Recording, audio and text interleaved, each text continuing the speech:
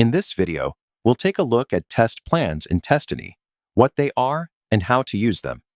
A test plan is a layer between your test cases and test runs.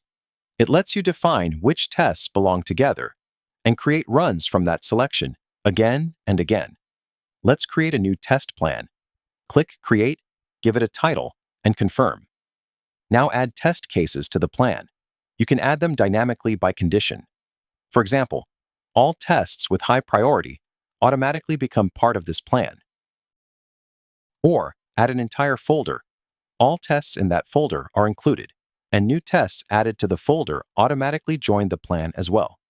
You can also add specific test cases directly from the list.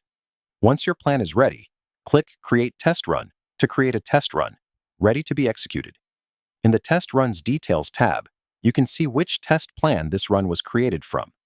Back in the test plan overview, all runs created from this plan are listed here, giving you a full history of executions and results over time. Thanks for watching.